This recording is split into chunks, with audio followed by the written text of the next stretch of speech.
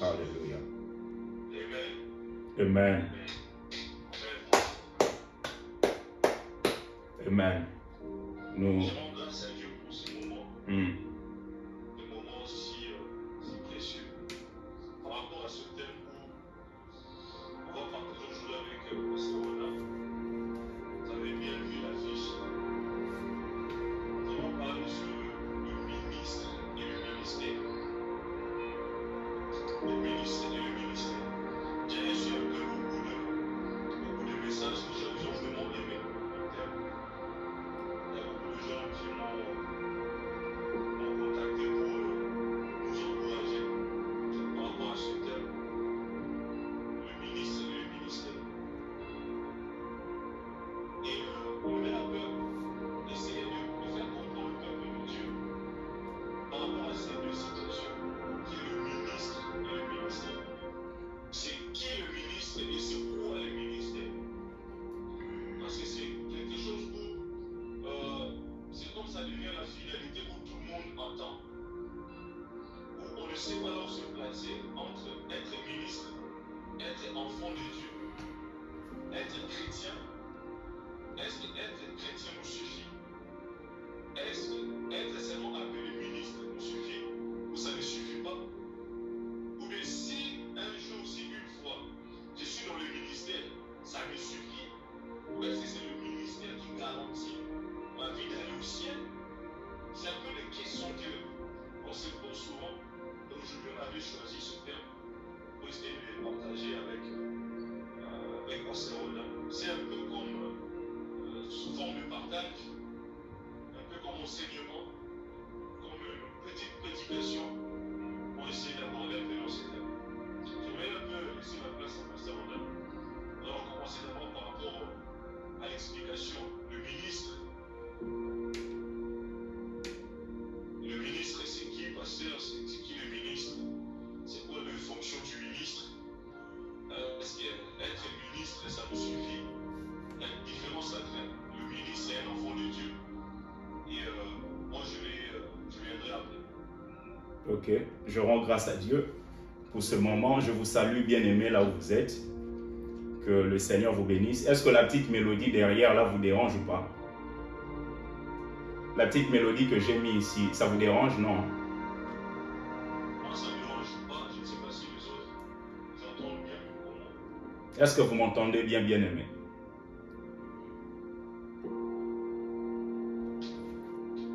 Voilà, ils ont dit super. Très bien. Alors, c'est un thème qui est très, très important, comme le prophète Jacques l'a dit. Et je crois que ce soir, Dieu va parler à plusieurs personnes. Et plusieurs personnes vont avoir quelques directives par rapport à leur vie. Vous savez, l'objectif de ce que Dieu fait, c'est que jour après jour, nous puissions ressembler à Jésus. Vous allez voir, quand vous lisez le livre de Romains, la Bible dit que ceux qu'il a connus d'avance, il les a prédestinés à être semblables à l'image de son Fils. Parce que l'objectif de ce que Dieu fait, c'est que nous soyons comme son Fils. Et d'ailleurs, le Fils, il était égal au Père. Mais le Fils lui-même a accepté de pouvoir prendre la position du Fils. Il a pris la position du Fils pour que nous puissions avoir une image assez claire de ce que doit être un Fils. Et quand on parle du ministère et du ministre, là nous sommes en train de toucher un point très essentiel dans le royaume de Dieu.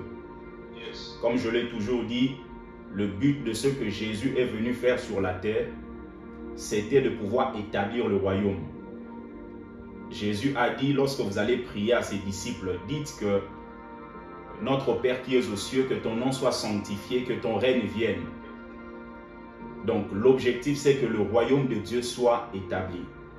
Et dans ce monde, il y a une guerre entre le royaume de Dieu et le royaume de Satan. Et en tant que des hommes et des femmes appartenant au royaume de Dieu, il faudrait que nous comprenions le fonctionnement de ce royaume. Comment est-ce que ce royaume fonctionne? Comment est-ce que les choses marchent? Parce que si vous ne savez pas comment un royaume fonctionne, vous allez facilement aller à l'encontre de certaines lois et de certains principes qui ont été établis dans ce royaume. Alors, quand on parle du ministre et du ministère, nous sommes en train de toucher particulièrement le service dans le royaume de Dieu. Et vous allez voir que quand on dit ministère, très souvent dans le milieu ecclésiastique, quand on dit ministère, on fait toujours mention au pasteur, on fait toujours mention aux prophètes, on fait toujours mention aux diacres, on fait toujours mention à ces hommes-là qu'on a toujours l'habitude de voir servir Dieu. Alors que quand vous étudiez la Bible, le mot ministère en grec veut dire diaconia. Et diaconia veut dire simplement dire service. Ça veut simplement dire service. Donc quelqu'un qui rend ministère, c'est quelqu'un qui est en train de rendre un service. Il est au service de Dieu. En fait, c'est un peu l'image d'un domestique. Celui qui est ministère, qui est ministre, il est justement le domestique de Dieu. Il est au service de Dieu. Et vous allez voir dans la Bible, on parle de plusieurs ministères. Vous avez plusieurs ministères et si on peut les catégoriser, vous allez voir qu'il y a deux types de ministères. Vous avez le ministère qu'on appelle le ministère secondaire et vous avez le ministère qu'on appelle le ministère principal ou les ministères principaux. C'est ainsi que quand vous lisez par exemple le livre de 2 Corinthiens, chapitre 5, le verset 18, la Bible dit « Et tout cela vient de Dieu qui nous a réconciliés avec lui par Christ et qui nous a donné le ministère de la réconciliation. » Donc là, il s'agit d'un ministère, d'un service, mais ce n'est pas un service lié à une catégorie de personnes seulement. C'est un ministère lié à tout celui qui est sacrificateur dans le royaume. Parce que Jésus est venu pour que nous devenions des sacrificateurs. La Bible dit dans Apocalypse, il a fait de nous un royaume et des sacrificateurs. Donc nous sommes des sacrificateurs parce que aussi longtemps que le voile est déchiré, le voile qui vous permet d'aller dans le lieu très saint sans passer par quelqu'un d'autre, vous ne pouvez pas justement, même si le voile a été déchiré, aller offrir des choses aussi longtemps que vous n'êtes pas sacrificateur. Donc il fallait avoir cette identité de sacrificateur afin que vous puissiez vous-même aller offrir. Parce que personne ne peut aller offrir si ce n'est que le sacrificateur. Donc il vous faut un sacrificateur pour que votre offrande puisse arriver à la destination. Et la Bible déclare qu'il a fait de nous un royaume et des sacrificateurs. Donc Jésus est le souverain sacrificateur selon l'ordre de Melchisédek. Donc il n'est pas juste souverain sacrificateur. Il est souverain sacrificateur selon l'ordre. Et dans le royaume de Dieu, il y a l'ordre. C'est ainsi que quand on parle du ministre et du ministère, il faudrait que vous compreniez, vous êtes en train de travailler dans un royaume où doit régner l'ordre. Où doit régner l'ordre. Mais ce n'est pas l'ordre des hommes, c'est l'ordre de Dieu. Parce que l'ordre de Dieu peut être le désordre des hommes. Et le désordre des hommes peut être l'ordre de Dieu. Alors, lorsqu'on parle du ministère, il faut savoir qu'il y a des ministères qu'on appelle les ministères secondaires. Par exemple, quelqu'un qui chante à l'église, le ministère de chant, le ministère des mamans. Tous ces ministères-là, ce sont des ministères secondaires, ce sont des services secondaires. Mais au-delà de ça, vous avez des ministères qu'on appelle des ministères principaux. Et là, maintenant, vous allez voir dans Ephésiens chapitre 4, là où l'apôtre Paul est en train de parler, il dit, il a fait des dons aux hommes. Il a fait des dons aux hommes, c'est-à-dire que quand vous êtes pasteur, vous n'êtes pas juste quelqu'un qui a des dons. C'est-à-dire, je ne suis pas juste quelqu'un qui a le don de guérison. Je ne suis pas juste quelqu'un qui a le don de la prédication, de l'enseignement. Je suis moi-même le don que Jésus a donné à l'Église. Le Saint-Esprit prend le temps de donner des dons spirituels, des charismes à l'Église, à des hommes. Mais Jésus prend le temps de donner des dons, c'est-à-dire des hommes qui sont des dons qu'il donne à son corps, qui est l'Église. Donc, en tant que pasteur, en tant que docteur, en tant qu'évangéliste, en tant que prophète, en tant qu'apôtre, ces hommes-là ne sont pas juste des hommes qui ont des dons. Ils sont eux-mêmes les dons pour le corps du Christ. Donc, il a fait des dons aux hommes. Il a donné les uns comme apôtres, prophètes, les saints que j'ai pu réciter ici. Et la Bible déclare, c'est pour le perfectionnement de saints en vue de l'œuvre du ministère. Vous allez voir que quand vous étudiez ce texte, la Bible ne dit même pas que ce sont les 5 ministères. La Bible dit que ces hommes-là qui sont des dons, bien sûr, ils vont rendre service, mais ils sont là principalement pour pouvoir perfectionner les saints. Et en perfectionnant le saint, le but c'est que ces saints-là puissent aller rendre ministère. C'est-à-dire les 5 principaux perfectionnent les saints pour que les saints puissent aller rendre ministère. Je suis pasteur de l'église, je travaille dans une église locale, mais d'une manière générale, je suis dans le corps du Christ parce que je suis appelé à édifier le corps de Christ. Donc quand je perfectionne les gens, c'est pour que ces hommes-là ne soient pas oisifs. C'est pour que ces hommes-là ne soient pas sans rien faire. C'est pour que ces hommes, à leur tour, puissent aller rendre ministère. Donc, quand vous êtes pasteur, posez-vous toujours la question, suis-je en train de perfectionner les gens ou suis-je en train de jouer la comédie? Suis-je en train de perfectionner les saints ou suis-je en train de jouer la comédie? Alors, lorsqu'on parle maintenant, en nous basant un peu plus sur les principaux ministères, vous allez voir qu'il y a pratiquement 3 catégories de personnes qui sont dans le sacerdoce. Et pour pouvoir énumérer ces 3 catégories, je vous prie de lire ce texte. Matthieu chapitre 19 à partir du verset 9. Matthieu chapitre 19 à partir du verset 9. La Bible dit, mais je vous dis que celui qui répudie sa femme, sauf pour infidélité, et qui en épouse une autre, commet un adultère. Ses disciples lui dirent, si telle est la condition de l'homme à l'égard de la femme, il n'est pas avantageux de se marier. Il leur répondit, tous ne comprennent pas cette parole, mais seulement ceux à qui cela est donné. Car il y a des eunuques qui le sont dès le ventre de leur mère. Il y en a qui sont devenus par les hommes, et il y en a qui se sont rendus tels eux-mêmes à cause du royaume des cieux. Que celui qui peut comprendre, comprenne. Alors, lorsque je prends ce texte, dans ce texte, je peux tirer 3 principes pour vous montrer que dans le royaume de Dieu ou dans le milieu ecclésiastique, vous avez 3 types de personnes. Vous avez premièrement des hommes qui ont été appelés par d'autres hommes.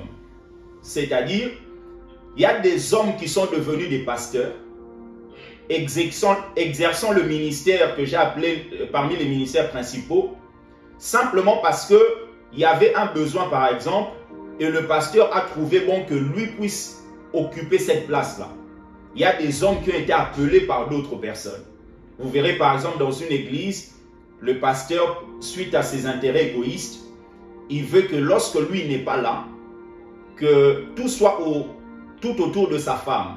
Maintenant, pour que tout soit tout autour de sa femme, il sait qu'il y a des jeunes gens ou il y a des prédicateurs à l'église qui prêchent bien, qui sont par exemple des pasteurs aussi. Donc, si je laisse ma femme juste dans l'étiquette de maman pasteur, de la femme du pasteur, ça ne va pas vraiment aller. Donc, qu'est-ce qu'il va faire? Il va ordonner sa femme comme étant pasteur. Pour que quand sa femme va rester, l'étiquette de pasteur, cette autorité-là, va quand même essayer de gérer les choses. Donc, il y a des hommes comme ça qui ont été appelés par d'autres personnes. Et vous allez voir dans la vie d'une telle femme, il n'y a pas d'appel. Vous allez voir dans la vie d'un tel jeune homme, il n'y a pas d'appel. C'est simplement parce que quelqu'un d'autre l'a voulu. Et il y en a beaucoup comme ça malheureusement dans l'œuvre de Dieu. C'est-à-dire à cause des intérêts égoïstes, on arrive à dispatcher même des ministères. Le ministère ne vient pas d'un homme. Le ministère vient de Jésus-Christ de Nazareth. La Bible dit c'est lui qui a fait des dons aux hommes. Donc vous devez vous être le don que Jésus a donné à l'église. Et parce que quand Jésus vous donne à l'église, il vous envoie avec un message. Il vous donne un message particulier à l'image de Moïse. Moïse, avant d'aller pouvoir libérer le peuple d'Israël, il n'est pas parti juste comme ça. Il dit, mais si je vais, on va me demander qu'est-ce que je vais dire. Et Dieu lui a appris des choses, lui a dit des choses qu'il doit aller prononcer au devant de Pharaon. Vous voyez, ça dit que quand Dieu vous envoie, quand vous êtes le don de Dieu, Dieu prend soin de vous donner un message. Parce que vous ne pouvez pas juste être envoyé comme ça. Même vous qui êtes dans ce monde, est-ce que vous pouvez envoyer votre enfant comme ça? Je dis, par exemple, je prends mon fils ici, je dis, Lucas, vas-y, va chez Prophète Grâce. Juste comme ça, sans message, sans rien. Il va me dire, mais pasteur, papa, je vais aller, mais je vais lui dire quoi?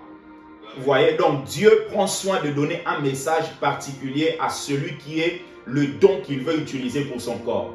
Bien sûr, vous allez prêcher toute la vérité qui est dans la Bible, mais au-delà de tout ça, il va vous donner un message particulier pour que vous puissiez vous distinguer. Deuxième catégorie, c'est la catégorie de ceux qui se sont appelés eux-mêmes. Donc il y a des gens comme ça, c'est-à-dire par exemple, il a commencé un commerce, ça ne marche pas, mais tout d'un coup il décide, il dit, mais cette affaire de pasteur, je peux aller dans une école théologique. Il va dans une école théologique, il apprend des choses, il commence à s'adapter dans la prière.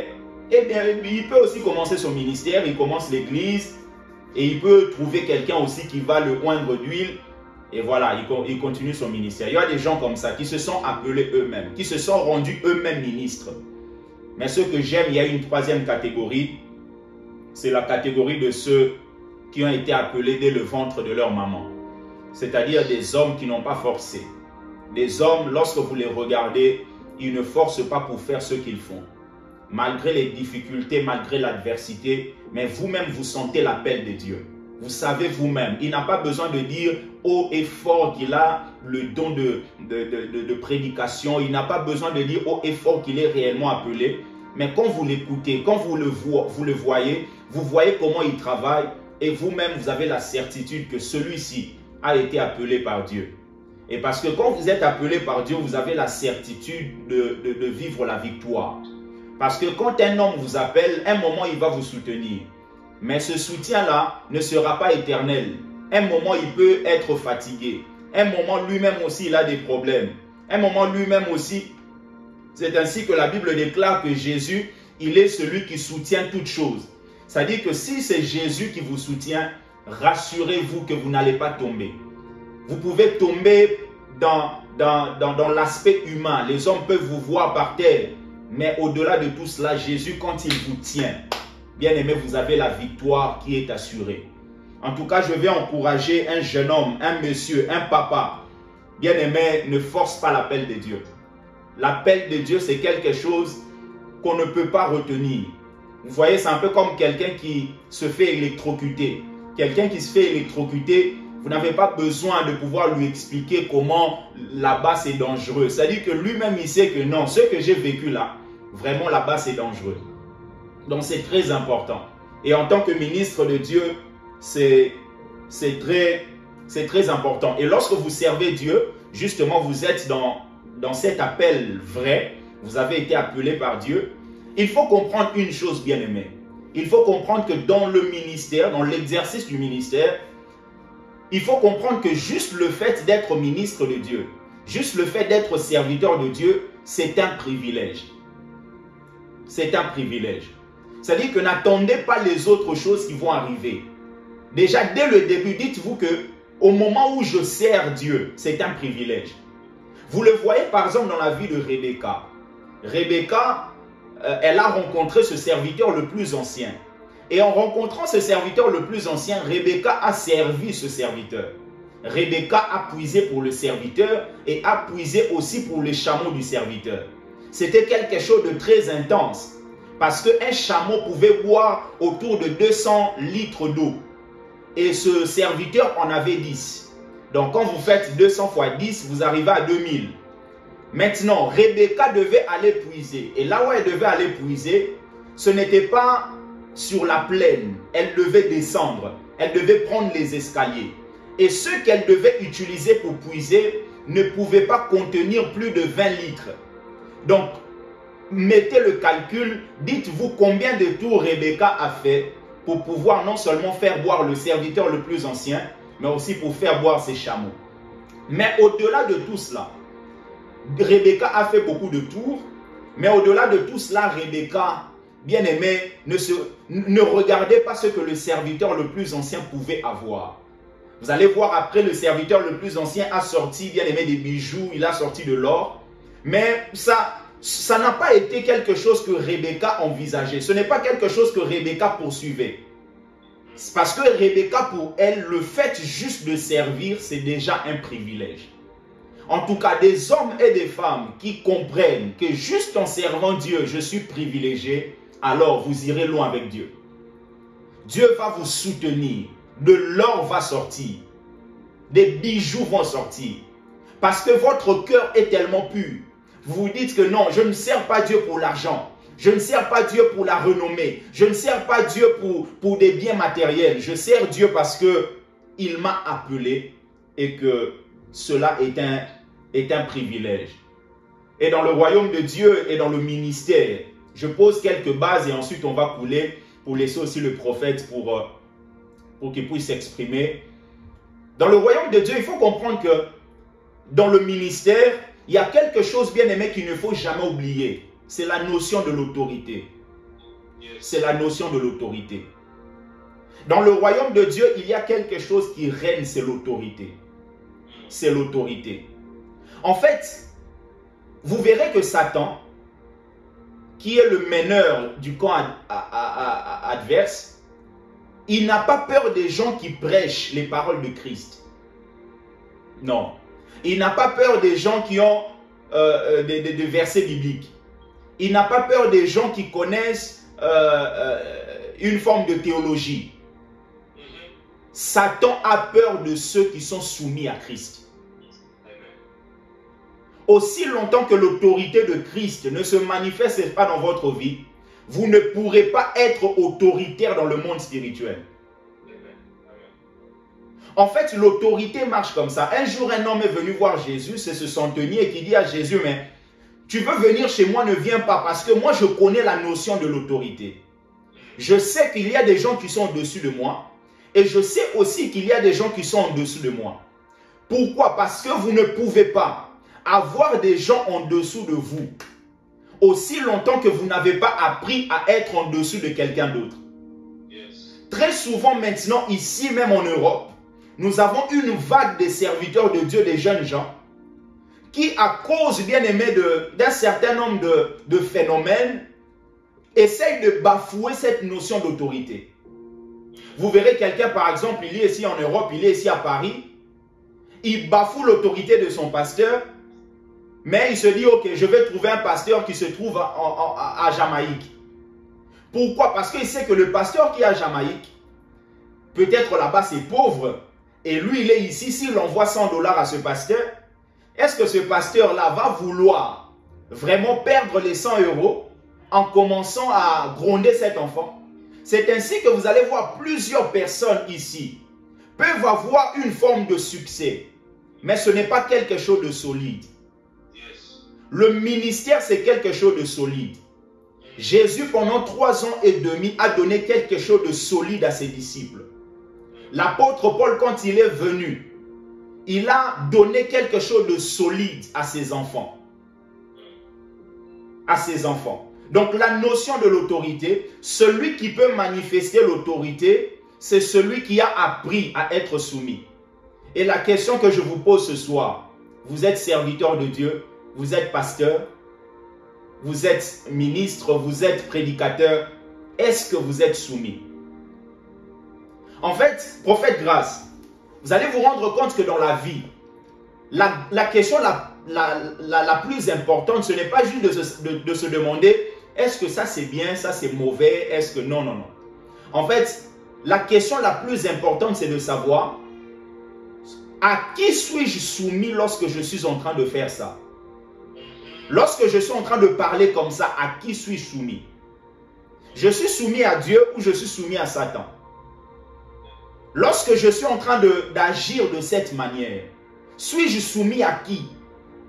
Parce que quand vous posez des questions, ça c'est bien, ça ce n'est pas bien, ça c'est pas... Vous allez vous embrouiller pour rien. Posez-vous toujours la question en tant que ministre de Dieu. Suis-je soumis à qui en le faisant? Suis-je soumis à qui? Et vous allez voir par exemple dans la vie de celui qu'on appelle Noé. Noé était un père. Noé non seulement il était l'autorité de sa famille, mais il était aussi l'autorité de ce temps-là parce que Dieu l'avait placé comme étant père. Et Noé, la Bible déclare que Noé un jour il s'est enivré. Et quand il s'est enivré, la Bible déclare que Noé s'est déshabillé. Et il y a son fils qu'on appelle Cham, qui est venu, qui a vu la nudité de son père. Bien sûr, Noé ne devait pas bien aimer boire comme ça. Ne devait pas aller jusqu'à l'excès. Mais fermons ça. Mais vous allez voir Cham. Cham, quand il a vu la nudité de son père, et qu'est-ce que Cham a fait? Cham est parti raconter ça à l'extérieur. C'est-à-dire que Noé, en buvant, Noé était en train de pouvoir se laisser conduire par les désirs de la chair. Noé était en train de se laisser conduire par ses pensées et par son âme. C'est ainsi que j'avais dit ce matin à un certain nombre de gens, la chair aime toujours voir l'autorité vivre la honte. C'est-à-dire que Noé, à cause d'un plaisir, il a connu la honte. Serviteur de Dieu, il faut faire très attention. Certains plaisirs peuvent ramener non seulement la honte dans votre vie, mais aussi dans votre église et dans votre famille. En tant que ministre de Dieu, en tant que serviteur de Dieu, vous n'êtes pas là juste pour vous. Prophète Gragé a appris dans ma vie à ne pas agir juste pour moi. Quand j'agis, je vois le peu de personnes qui aiment le ministère que je suis en train d'exercer. Je vois toutes ces femmes qui viennent à l'église Amour Éternel. Je vois tous ces hommes qui viennent à l'église Amour Éternel. Mais au-delà de ça, je vois tous les hommes qui sont sur WhatsApp, sur Twitter, d'autres qui ne sont même pas là, mais qui ont appris à apprécier le peu de choses que je suis en train de faire. Parce que la chair voudra, coûte que coûte, ramener la honte au niveau de la vie de l'autorité. Et vous allez voir Cham. Cham, qu'est-ce qu'il a fait? Il est parti raconter à l'extérieur. Cham est parti dévoiler la nudité de son père. En fait, Cham n'avait pas vraiment conscience de l'autorité. Cham pensait peut-être avoir raison de faire ça parce que le père a bu. En fait, l'autorité reste autorité malgré ce qu'il est en train de faire. C'est ainsi que vous allez voir Moïse. Moïse est en train d'aller prendre une femme éthiopienne. Quelque chose qui n'est pas bien. Mais Aaron et Myriam, en tant que frères, pouvaient parler dans le cadre familial. Pour dire à Moïse, parce que c'est leur frère. Mais en tant que frère, ils devaient savoir qu'il y a des limites. Je peux parler dans le domaine familial, mais il y a le domaine sacerdotal qu'il ne faut pas toucher. Parce que Moïse était le petit frère de Aaron et de Myriam. Mais dans le domaine sacerdotal, Moïse était leur responsable. C'est ainsi que vous qui me suivez, qui êtes dans des familles des hommes de Dieu, faites très attention. Essayez toujours, bien aimé, de mettre des limites. Dieu, à un moment, il a appelé Myriam et Aaron pour leur dire sortez, sortez et venez. En fait, ils sont sortis vite. Pourquoi? Parce qu'ils pensaient que Dieu va gronder Moïse au-devant d'eux. Ils pensaient que Dieu va commencer à leur dire, voilà Moïse, aujourd'hui je te dis ça, j'avais dit ça, mais toi tu as fait ça. Mais Dieu n'a pas dit tout ça. Dieu a montré à ces gens-là qu'il y a une autorité qu'on appelle l'autorité déléguée, qu'on appelle Moïse. Bien aimé dans le ministère, si vous voulez évoluer, aller de gloire en gloire, ne pas vivre la mort, il faut refuser de vivre la rébellion dans votre vie. Vous allez voir Corée avec ses amis, quand ils se sont révoltés contre Moïse. La Bible déclare que la terre s'est ouverte. Les portes du Hadès, de séjour de mort, a englouti ces hommes.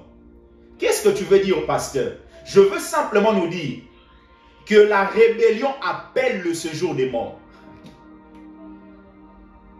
Il y a deux choses qui appellent la mort, qui nous cassent dans l'autorité spirituelle.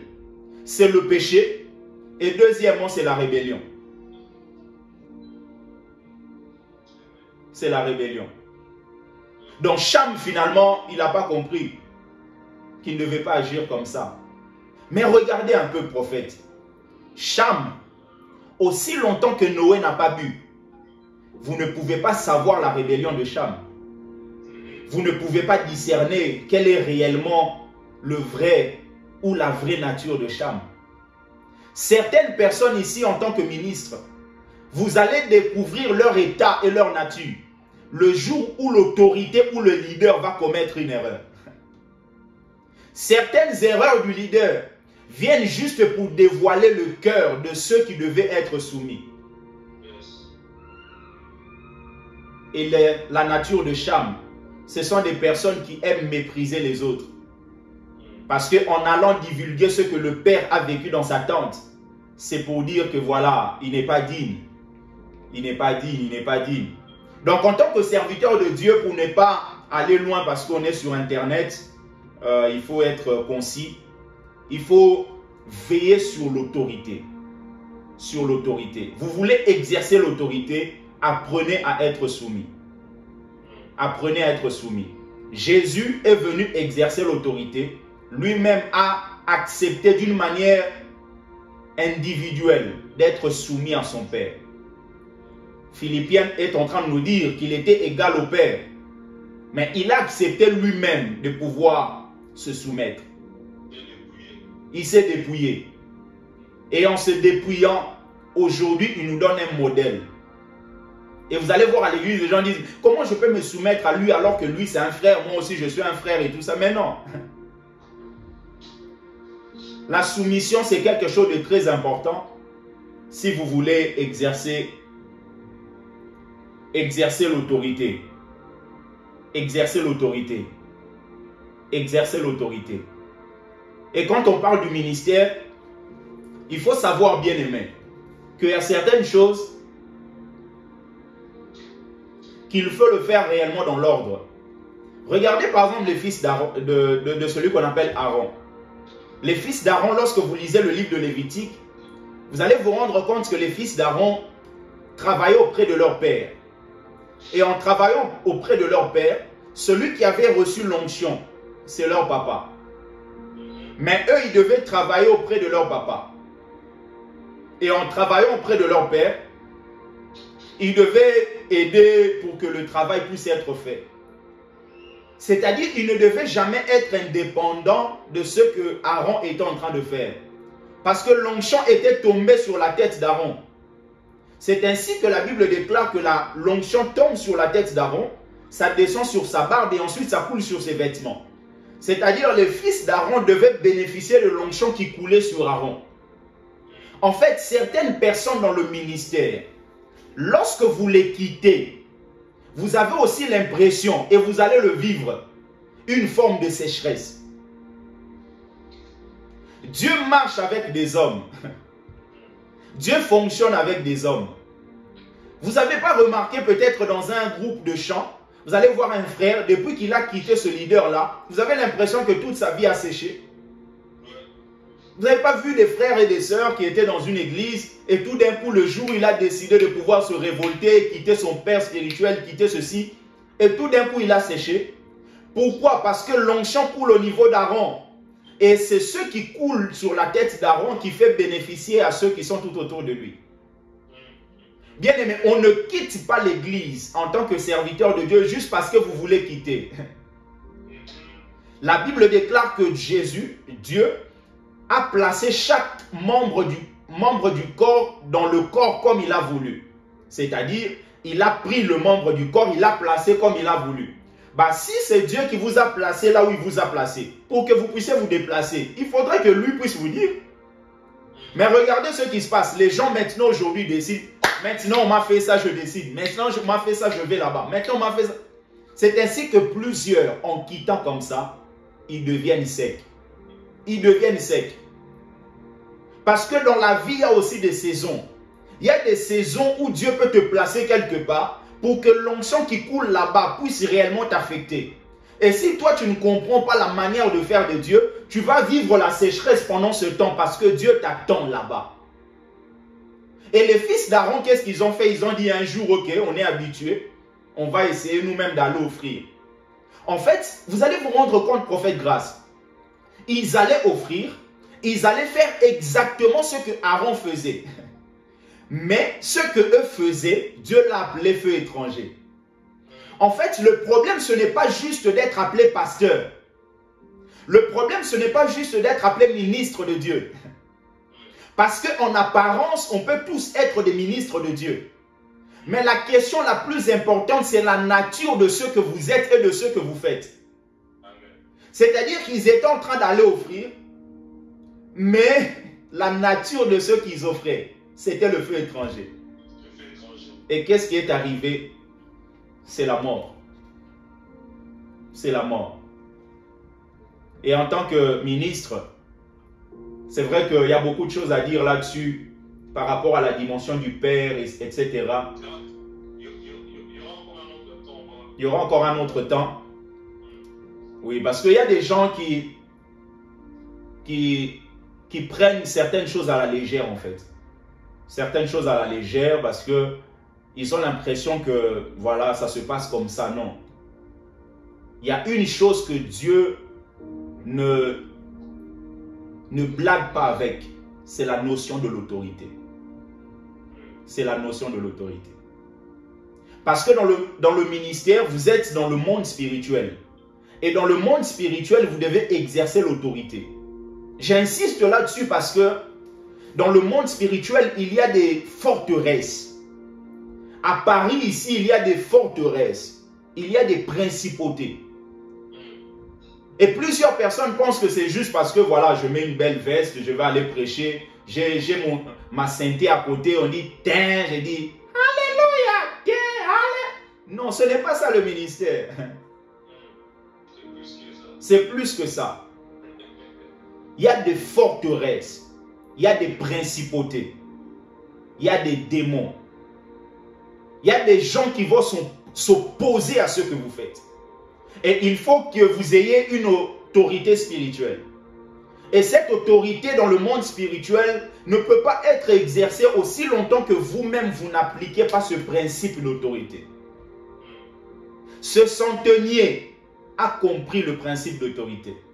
Il dit, je ne peux pas être avec des gens en dessous de moi aussi longtemps que je n'ai pas quelqu'un en dessous de moi. Tout celui qui a quelqu'un en dessous de lui, mais qui n'a personne au-dessus de lui, doit forcément être Dieu. Parce que si vous n'êtes pas Dieu, cela veut dire que vous êtes dans une position instable. C'est ainsi que dans le ministère, il y a ce qu'on appelle des pères. Et le Père, c'est Abba, c'est la source. C'est vers qui vous allez puiser. Dans la vie, si vous n'avez pas quelqu'un vers qui vous allez puiser, vous allez vous épuiser. Dans la vie. C'est comme un père, c'est comme si, en fait, là où tu te limites, une limite, c'est là où je peux tout faire, mais là où c'est que je me limite. Il voit beaucoup plus loin que toi. Vers lui qui je parle quand j'ai des difficultés, c'est vers lui que c'est mon supérieur en fait. Voilà, c'est ton supérieur, c'est ton autorité. C'est ton autorité.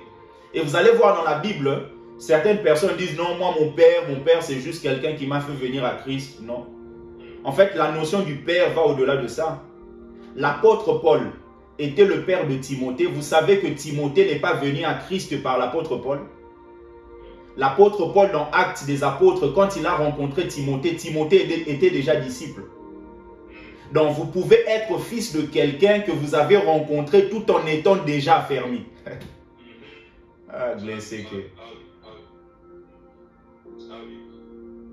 Donc la notion du père va au-delà de ça. L'apôtre Paul appelle Timothée son fils, bien-aimé. Mais dans Actes des apôtres, quand il l'a rencontré, la Bible déclare qu'il a fait connaissance d'un homme qui était disciple de Jésus. Vous ne pouvez pas être disciple de Jésus réellement sans avoir une discipline, sans être affermi dans ces choses. Donc, vous pouvez être quelqu'un qui a servi quelque part. Mais quand vous arrivez quelque part là où Dieu vous a placé, cela n'est pas un péché pour que celui qui est là devienne votre père. Mais dans la vie, vous avez ce qu'on appelle aussi des mentors. En fait, des hommes qui seront là pour pouvoir essayer de vous ouvrir les yeux. Dans certains domaines. Dans certains domaines. Et qui peut être en mesure de pouvoir recevoir le maximum du bénéfice du mentor si ce n'est que celui qui a compris la notion de l'autorité. Regardez la vie de l'apôtre Paul. L'apôtre Paul, c'est quelqu'un de très brillant, très intelligent, quelqu'un d'extraordinaire en tant qu'homme. C'est quelqu'un qui a une connaissance très aiguë. Mais cet homme, la Bible déclare sur le chemin de Damas, il a fait la rencontre de Jésus. Jésus lui dit, pourquoi me persécutes-tu? Il dit, mais qui es-tu, Seigneur? Il dit, c'est moi Jésus. Il dit, tu ne peux pas résister par rapport à mon autorité, tu ne peux pas réjamber. Il est en train d'utiliser ce verbe-là. Tu ne peux pas résister à mon autorité. Parce que celui qui rencontre l'autorité peut être en mesure d'être autorité. En fait, l'apôtre Paul, prophète, il a rencontré l'autorité. Lui qui a toujours été quelqu'un qui raisonnait, quelqu'un qui réfléchissait, l'apôtre Paul, quand il a rencontré l'autorité qui est Jésus-Christ, il n'a pas réfléchi. Quand vous lisez ces textes, vous allez voir que tout de suite il dit, qu'est-ce que je dois faire, Seigneur? C'est-à-dire, il s'est mis déjà sous l'autorité de Jésus. Et en se mettant sous l'autorité de Jésus, c'était beaucoup plus facile pour qu'il puisse se mettre sous l'autorité d'un homme qui était l'autorité déléguée de Jésus, qu'on appelle Ananias. Tous ceux qui se révoltent dans un ministère, ce sont des gens qui n'ont pas appris à être sous l'autorité de Jésus. Parce que quand vous arrivez à être sous l'autorité de Jésus, c'est beaucoup plus facile de pouvoir être maintenant sous l'autorité de celui qu'on appelle l'autorité déléguée, qui est votre pasteur, qui est votre père, qui est votre mentor. C'est ainsi que quand il va chez Ananias, il ne va pas poser des questions à Ananias. Lui, un homme brillant, il ne va pas chez Ananias commencer à lui dire, mais Ananias, toi, d'ailleurs, tu as fait quelles études? Tu as été dans quelle université? Et il ne dit pas à Jésus, Jésus, toi tu m'envoies chez Ananias, tu ne connais pas mon niveau. Hein? Moi je suis Paul, j'ai étudié chez Gamaliel. Il ne dit pas ça pourquoi? Simplement parce qu'il a rencontré l'autorité. Je prie ce soir au nom de Jésus, que tous ceux qui nous suivent, que d'une manière surnaturelle, que vous puissiez rencontrer l'autorité de Jésus. Et en rencontrant l'autorité de Jésus, vous serez sous l'autorité là où il vous a placé. Et en étant sous l'autorité de là où il vous a placé, vous allez vous-même devenir une autorité dans le monde spirituel. Zikler. Que Dieu vous fasse une autorité dans le monde spirituel. Afin que lorsque vous parlez, que les choses changent. Afin que lorsque vous ouvrez votre bouche, que des choses bougent. Y a-t-il quelqu'un qui croit à ça? Qui est là? Vous servez Dieu. Écris simplement Amen, je reçois, pasteur. L'autorité de Jésus. Donc le mentor, il est là, il vous ouvre les yeux. Et le mentor peut être quelqu'un de personnel, d'une manière physique, mais ça peut être quelqu'un que vous lisez. Prophète Grâce, il y a quelque chose que j'aime beaucoup, c'est la lecture. Et je vous dis, comment mes yeux se sont ouverts ces dernières années. Simplement parce qu'il y a des gens, j'ai appris à les prendre comme des mentors. Peut-être eux-mêmes ne savent pas. Des mentors, c'est-à-dire que j'ai pris le temps de pouvoir étudier leurs écrits. Et je vous dis, ma vie a été transformée. A été transformée. Un mentor, ça peut être quelqu'un que vous regardez sur Internet. Ça peut être quelqu'un que vous lisez. Ça peut être quelqu'un que vous connaissez personnellement. Mais quelqu'un qui vous ouvre les yeux. Et l'une des choses que Dieu fait, lorsqu'il vous emmène dans une autre dimension, il vous ferme les yeux naturels. C'est ce qu'il a fait avec l'apôtre Paul. En l'appelant, il a fermé d'abord ses yeux. Pour lui montrer, maintenant ce sont les yeux surnaturels qu'il doit voir. Je prie au nom de Jésus, que vous qui servez Dieu, que vos yeux surnaturels voient. Que vos yeux surnaturels voient. Que vous ne puissiez pas tâtonner. Que vous ne puissiez pas tergiverser. Bien-aimés, ce monde a besoin de vous. La solution de ce monde, c'est l'Église. c'est l'ecclésia. C'est ainsi que Jésus, en partant, ce qu'il a appris à laisser dans ce monde, c'est l'église. Parce que l'église, c'est la solution. Et dans cette église, il a établi des ministres principaux. Vous êtes pasteur, vous êtes docteur, vous êtes évangéliste, vous êtes prophète, vous êtes apôtre. Dieu vous appelle à pouvoir réellement être la solution. Avant de vous donner la parole prophète, je vais expliquer très rapidement justement les 5 ministères. Qui est un apôtre? Qui est un prophète? Qui est un évangéliste? Qui est un docteur?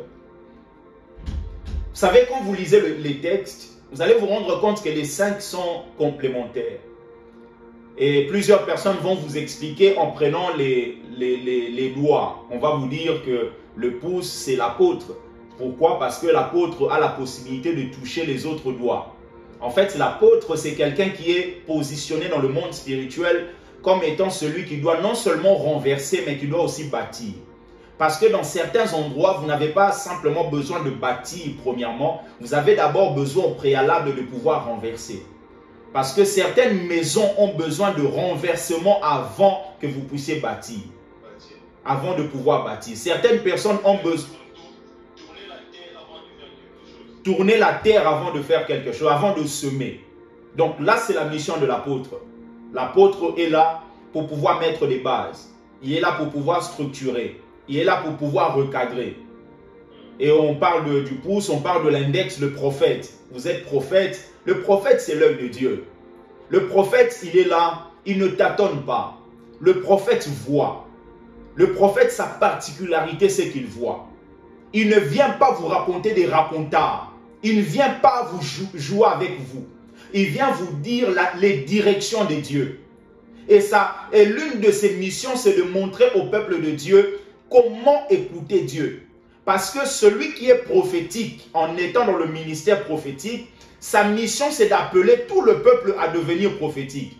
Non pas à devenir des prophètes, mais avoir la capacité d'entendre Dieu et de pouvoir l'exprimer d'une manière tangible. C'est ainsi que le prophète, il appellera des gens à pouvoir leur enseigner comment écouter Dieu, comment on entend Dieu. Et plusieurs personnes ici sont en train de nous suivre, ou ils vont nous suivre. Vous allez voir à chaque fois, par exemple, quand le pasteur vient, il dit, Dieu m'a dit, ils se disent, mais comment Dieu parle à cet homme? Comment Dieu parle seulement à lui? Alors que c'est quelque chose de basique, en fait, d'entendre la voix de Dieu. Jésus dit, mes brebis m'entendent et me suivent, entendent ma voix, entendent ma voix. Et l'une des particularités dans le monde spirituel, c'est d'avoir la capacité d'entendre. Parce que vous ne pouvez pas aller au combat aussi longtemps que vous n'avez pas bien entendu. Vous n'avez pas bien entendu.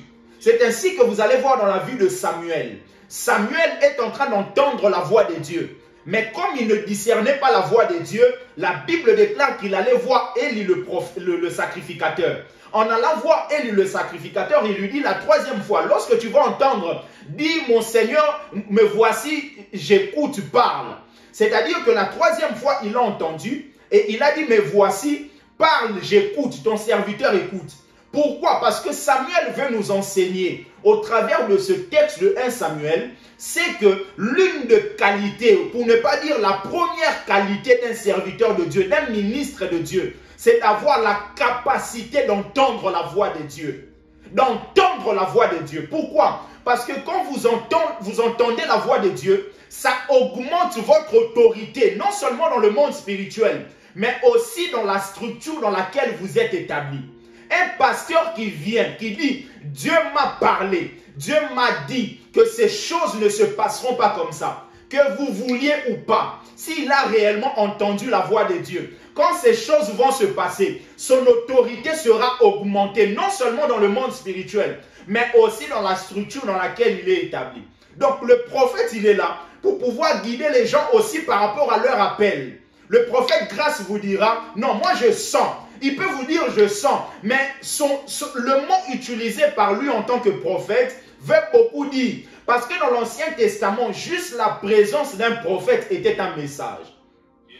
C'est-à-dire que quand un prophète arrivait quelque part, on disait, mais qu'est-ce que Dieu a à nous dire? Parce que sa présence annonce déjà quelque chose. Je prie au nom de Jésus, la présence de ce live puisse annoncer quelque chose dans ton foyer. puisse annoncer quelque chose dans ta famille, puisse annoncer quelque chose dans ton couple. Toi qui es en train de pleurer maintenant, qui est en train de pleurer par rapport à ton ministère, tu te poses beaucoup de questions.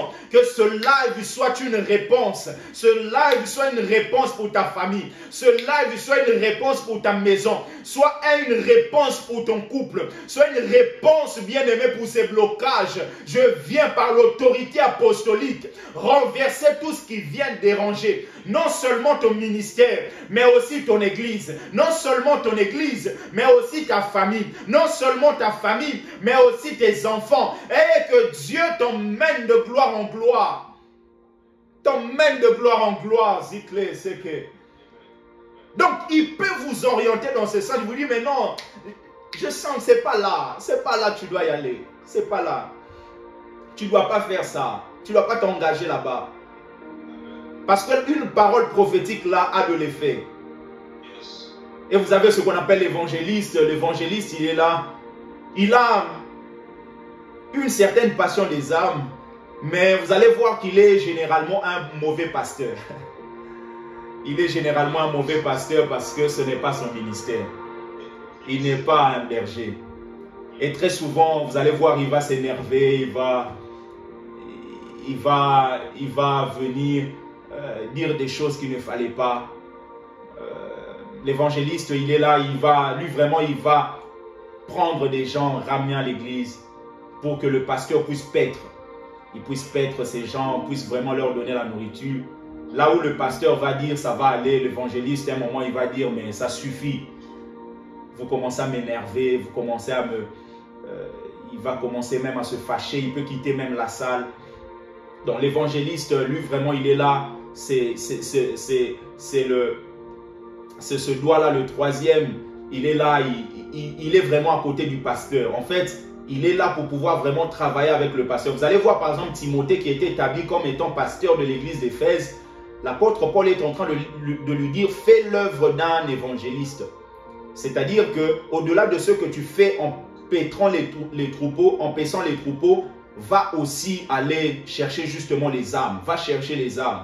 Vous voyez, l'évangéliste est vraiment là. Il cherche les âmes, il vient. Il est dans une église. Un moment, il met un feu, par exemple. Il fait 2 jours de campagne d'évangélisation. Donc, quand il vient là, lui, il peut prendre juste un texte. Il vient, il est chaud, il parle. Vraiment, il a tellement ce fardeau-là des âmes. Et l'objectif, c'est qu'il attire beaucoup de personnes. Et quand il va attirer des foules, c'est pour que le pasteur puisse paître ces gens. Et vous avez justement le pasteur qui est le berger. Jésus lui-même, il incarnait ces 5 ministères. Il était apôtre, il était envoyé, Jésus. Il était prophète. La Bible déclare à plusieurs reprises, quand il a rencontré d'ailleurs cet homme, dans Jean chapitre 9, la Bible déclare, cet homme a dit, mais tu es prophète. Parce qu'il avait la dimension prophétique. Il était aussi évangéliste parce qu'il allait justement gagner les âmes. Il était aussi pasteur parce qu'il était le bon berger. Et il est aussi docteur parce que ce qu'il expliquait à Nicodème, personne ne pouvait comprendre ça. Nicodème d'ailleurs, il est venu la nuit pour pouvoir lui poser des questions. Mais il dit, mais non, mais comment un homme peut naître déjà et rentrer encore? Parce que là, c'est la dimension d'un docteur. Mais vous allez voir, le pasteur, il est là pour paître les troupeaux. Il est là pour paître le troupeau, il est patient. Le pasteur est là pour pouvoir vraiment mettre des choses en place. Le pasteur sera là davantage pour pouvoir travailler les raisonnements. Il va travailler les raisonnements pour pousser les gens vraiment à voir comme Christ. Il va dire aux gens, non, mais ces pensées-là, ce ne sont pas les pensées de Christ. Il va pousser les gens à comprendre les Écritures. Et c'est très bien lorsque un pasteur travaille avec un ministère doctoral. C'est-à-dire qu'il est en même temps enseignant. C'est ainsi que vous allez voir dans plusieurs textes, quand on parle des 5 ministères dans Éphésiens chapitre 4, la plupart de versions disent pasteur docteur ou pasteur enseignant. C'est-à-dire c'est quelque chose qui est vraiment attaché. Ce sont des choses attachées et le docteur c'est justement ça, l'auriculaire. Il est à la fin, il est petit mais costaud. Lui, vous pouvez lui dire de prêcher mais à un moment il va finir par enseigner. Vous pouvez lui dire de pouvoir venir juste 3-4 minutes. Mais il va vous dire, ok, on prend ce texte, je vais vous expliquer. Le point 1, c'est ça. Le point 2, voilà. Donc, vous avez besoin de tout ça pour vivre le perfectionnement. Vivre le perfectionnement. Et lorsque Dieu vous appelle, il faut comprendre dans quel appel il vous a établi. Dans quel appel il vous a établi. et travailler.